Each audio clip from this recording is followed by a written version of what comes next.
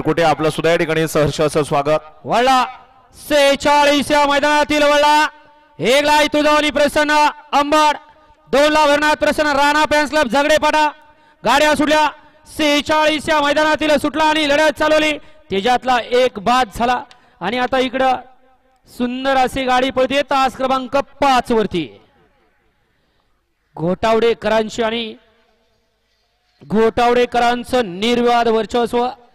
बघा आता कॅमेरावाला आता कॅमेरावाल्याचं कॅमेरा सकाट नुकसान झालं असतं तरी अजून शूटिंग काढतोय.